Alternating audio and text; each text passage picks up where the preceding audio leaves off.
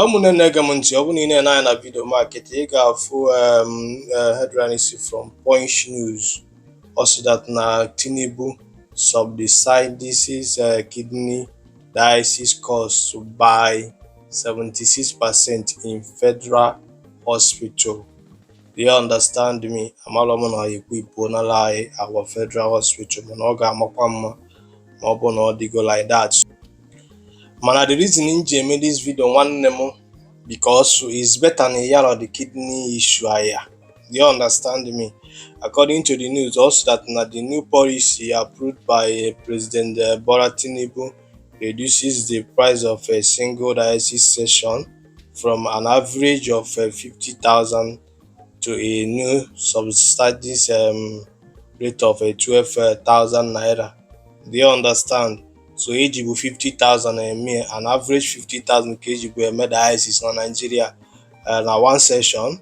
Mana kita na Tinubu ebutu na ifo ebutu the price yo gbalata to 12,000 naira per session. Mana nwere ife nchọrọ ịkọwara gị ebe ọbụla chala maka ife aka nji eme this video. Achọrọ m ịgwa gị na o buchuru the price, chọkwazi ịgwa gị ka ị nọ onwe gị anya. It's better na yellow the kidney problem here. If kidney disease is better in yellow, and all kidney can function on give n'aka ime ka kidney get healthy. Ma pụta ebe a na-agwa gị nke bụ eziokwu, agwa gị na etu ihe n'ọbụlụ mmadụ na oluwa bụ Chukwu okike emechaghị ife ọbụla ọ ga-eme n'ụwa. The rest bụ n'aka gị ka ọ dị. Ịchọ igbu onwe tata n'aka gị ka ọ dị. Ịchọkwa na ịdịlụga ndụ n'aka gị ka ọ dị. Start doing the right thing apart from accident bụ ife mberede ma ọ bụ ọdachi, ife ndakwasa. Mana at least nwegodo ife a na-akpọ good health, negodo onwe gị anya. Do you understand me?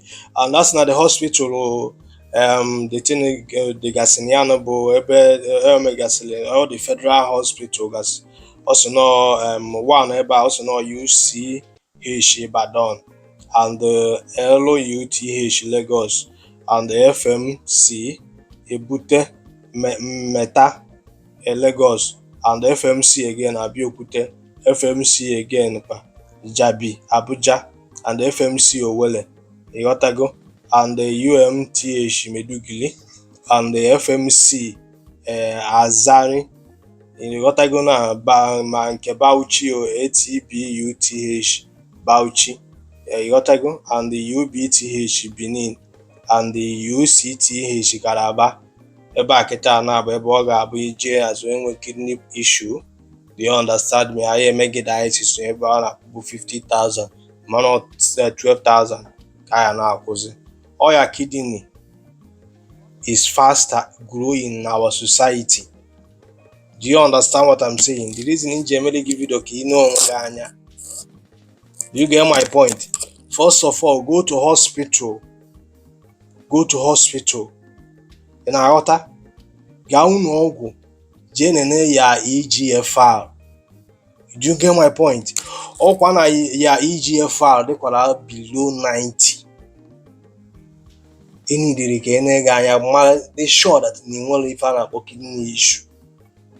Ọ bụ na ọ dị 89, enwe some na-enwe 89 still amanwe any kidney issue. Do you understand me?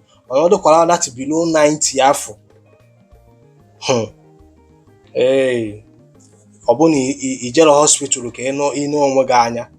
Onya na-akpata na o nwere ike in the next 5 to 10 years arụ ga-ebido zaba aza. Do you understand what I'm saying? Kidney ga-ebido fail ba. Mana ọ bụ na na-etu ị nọkịta na ị na-eju ụlọ ọgwụ na-eri ihe kwesịrị na ị ga na-eri. Ịghọtago? Na-aṅụ mmiri ọfụma. Some of unu kịta na ị ga-adị dehydrated. That is mmiri adịrọ gị n'alụ enough. Do you understand what I'm saying? Mana unu nwa ya bụ 9 o'clock ị na-aṅụ ma bia ị na-aṅụ. Another thing ị ga-avoid na Nigeria bụ ife aṅụ na-akpọ bitter.